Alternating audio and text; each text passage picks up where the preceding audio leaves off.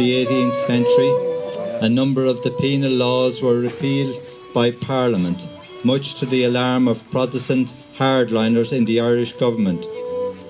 One of the most influential of these was the Marquess of Waterford's younger brother, John Beresford, lifespan 1738 to 1805, who had risen to the post of First Commissioner of Revenue. Over the years, he had secured so many minor government posts for his family and had formed such a network of political alliance that he had become a powerful force in Dublin Castle. In December 1794, in a move to appease Catholics, Lord Fitzwilliam was appointed Lord Lieutenant of Ireland. Fitzwilliam was in favour of introducing further legislation in support of religious equality and believed that a change in the system and personnel of the British administrative system in Ireland was necessary. One of his first acts on his arrival in Ireland was to remove John Beresford from his post for corruption. As Fitzwilliam began his programme of reform, Beresford went to London to protest against his dismissal. The British cabinet feared that further concessions to Catholics would ultimately lead to a complete breakdown of the existing political establishment in Ireland. After just 3 months in the role, Fitzwilliam was replaced as Lieutenant by Lord Camden, and Beresford was reinstated in his post. Camden was strongly against Catholic emancipation. His friendship with the Beresford is demonstrated by the fact that he stayed in Taylor's Lodge in Hollywood during the hunting season of 1796 and 1797. With the hope of achieving emancipation by political means now gone, Catholics flocked to join the ranks of the United Irishmen, which had been founded in 1791, who hoped to establish an Irish Republic by any means necessary. By 1797, it had attracted around 2,000 members from across the religious divide. However, it also attracted the attention of Dublin Castle, as political murders and attacks on property increased throughout the country. On the 15th of May of that year, the government agent John Smith was astounded when Patrick Burke, who kept a whisky house in Hollywood, publicly let it be known he was a United Irishman. The following month, Smith reported that men from Dublin or the north had attended fairs and cockfights at Ballymore, Eustace, Dunlavin, Dunard and Hollywood to persuade locals to join the society. A letter from Lord Waterford in the summer of 1796 stated that his house at Hollywood was being prepared for Lord Camden's visit. The Dublin Evening Post reported that the Lord Lieutenant had arrived in Dublin from Hollywood on the 26th of August 1797. In December, a curfew was imposed in the Hollywood area to hamper the movement of these emissaries. The rebels had very few guns and mostly relied on stockpiles of pikes. In February 1798, a quantity of arms and pikes were found concealed in Hollywood Village, and the decision was made to increase the military presence in the area. A small detachment of militia were sent to occupy a house belonging to Lord Waterford near the village. It is believed this house was most likely Tyrone Lodge. A few weeks later, many of the leaders of the United Irishmen were arrested in Dublin as the result of intelligence received from informants within the organisation. Martial law was imposed throughout the country, prompting the remaining leaders to give orders for a general uprising starting in Dublin on the 23rd of May. In late March, Reverend William Porter's house was attacked at 10 o'clock in the night by a gang of men looking for guns. The 80-year-old Church of Ireland minister and his wife had already gone to bed when a small rebel band arrived to relieve him of his guns. Open up in the name of the United Irishmen and hand over your weapons. And Please, there'll be no trouble. Do not in the name of God force your way in. My parents are asleep in their beds, and I do not wish to see them frightened. Hand over your weapons, and we'll be gone. Come here to the parlour window and I'll let you have them. Then be on your way.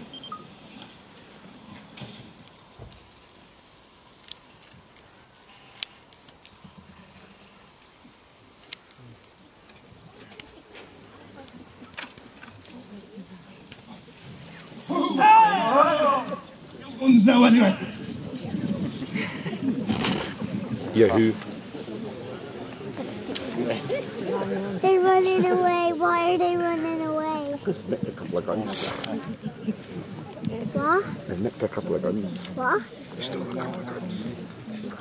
The authorities were well aware of the plans to begin the uprising in Dublin, and a show of force at certain key points around the city on the 23rd of May was enough to cause the rebel force to disperse without confrontation.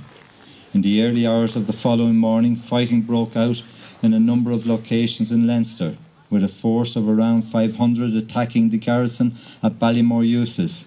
At about 1 a.m, with few guns and no artillery, the poorly coordinated assault soon faltered, and after 2 hours, the 40 or 50 defenders counter-attacked, killing up to 100 rebels and losing 12 of their own in the process.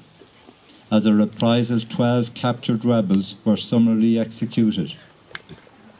Hollywood Village was burned later that same day. Also on the 24th of May, the Brightons raided the house of a farmer called MacDonald in Lemonstown. An informer had reported on the activities of the MacDonald's 4 sons, Kit, John, Harry and Tom. This scene sees the brothers returning to the house after a busy day on the farm.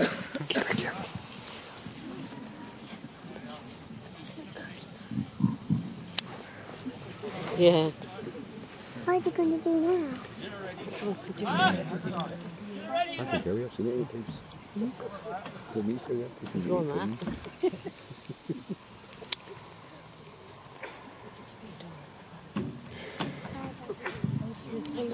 Oh, it's Annie.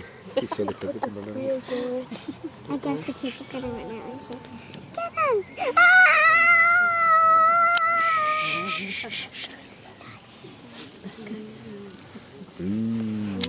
You're red, I hate you. I like the green tea, but they're gone now. Say that again? I like the red tea. Now it's the again.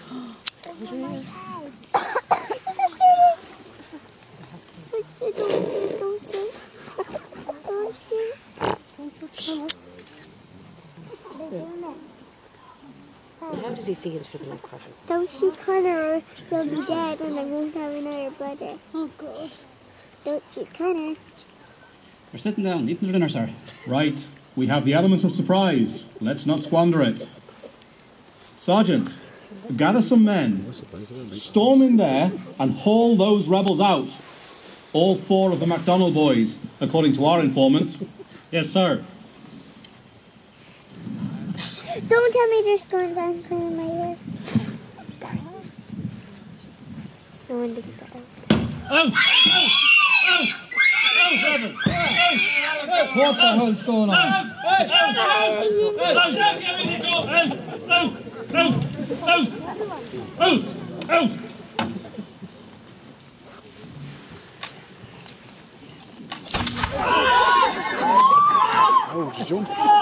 Please, sir, they've done nothing. There's no need to be doing this. We have a reliable informant who's delivered enough information to leave us in no doubt as to your son's involvement in this rebellion. Sir, wait.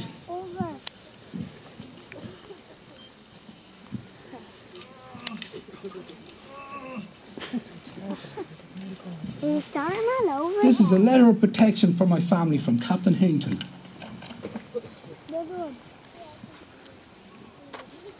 Just throw it away and shoot it. Indeed. I'm sure when Captain Hainton wrote this letter, he was not aware of recent events. I'm sorry, Mr. MacDonald, but your sons must pay for their crime against the Crown. Sergeant, carry out your orders. Hit him, John MacDonald. On your knees. For the love of God, have mercy on my boys. Let them live. I'll see that they don't get involved in any more rebellion. Please, sir. They're all I have in the children! You can't do this! Please don't kill my sons, please! Sergeant, your orders. Ready, men. Take aim. Fire! Oh, no! Oh, damn it to hell! Run, Tom, or the Gills too! Damn them!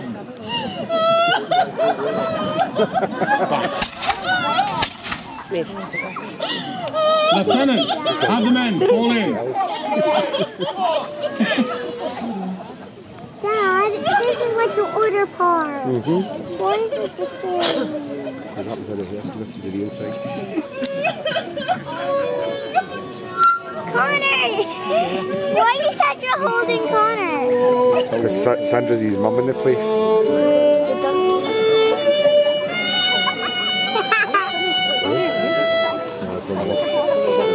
There's a surrender now. Pretty much so, but all these weeks are the yesterday. Who's Roshi's mother? I guess Roshi's because she's bigger than this one is on there.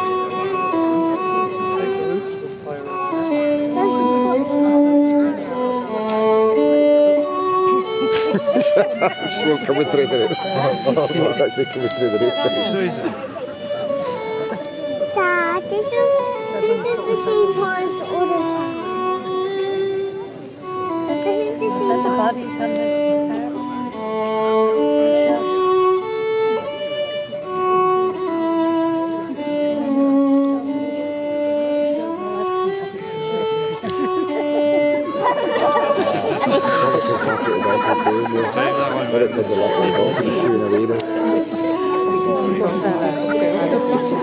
Why was the donkey turned away?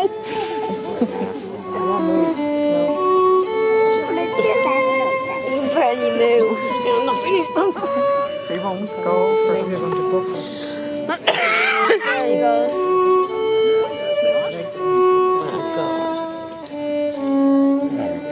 His arms fall off. I want your phone. Fulger. Fulger.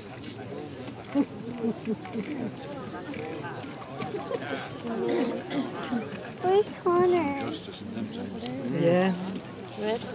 On Sunday the 11th of August, the Earl of Charlemont passed through Holywood on his journey from Dublin to the Glen to reassure some rebels that the amnesty granted by the government would be honoured.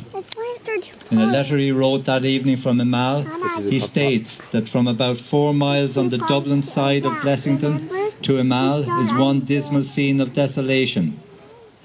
The town of Blessington and the villages of Holywood and Donard nearly totally burned, not one house in 20 being left standing, and the same as to the houses in the country. The Earl asked his travelling companion, who was responsible for such destruction.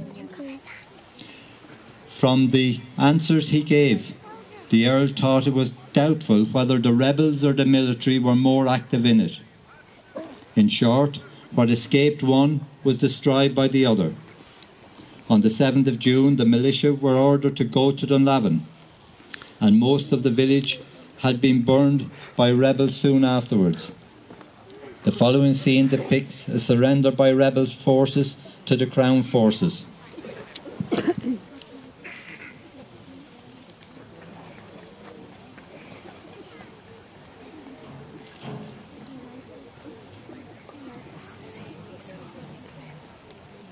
The green team's coming. Go on.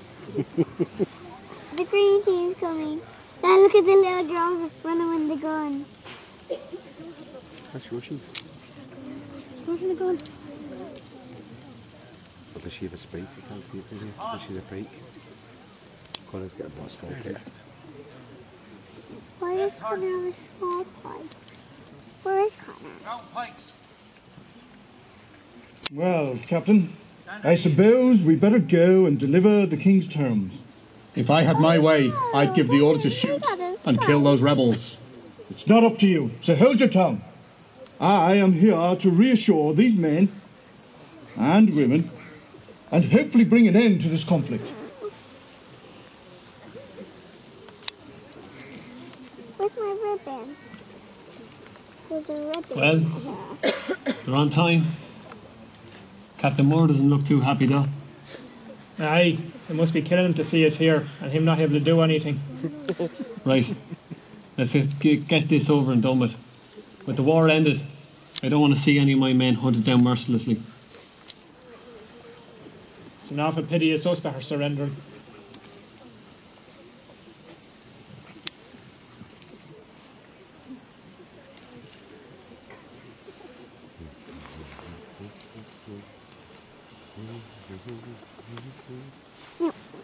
I am Earl of Charlemont, and this is Captain Moore. To whom do I have the honour of addressing? I'm Captain O'Reilly, and this is Captain Cummins. May I ask, what news do you bring? I am here to reassure you that the amnesty is still in place. You can lay down your arms and surrender without fear of losing your lives.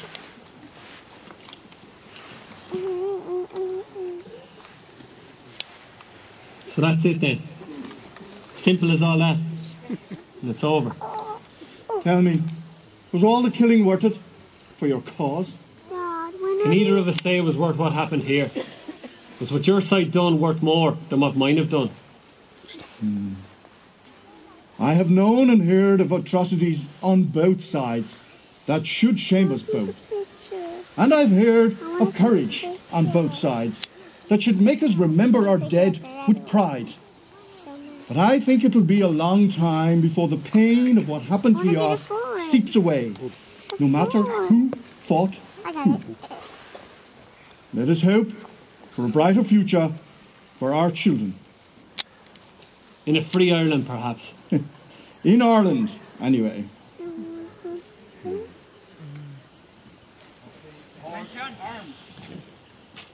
Shoulder pipe. By the left turn. But when are they in the red tube? I want to see them in the red tube. But I want to see the green team in the red tube. Where? What's the sun? And where are they going? And where are they going? And where's he going? They're retreating, surrendering. What does that mean? It means the red team won. By the left, mark. So they have to team up with the red team. Hold on, please.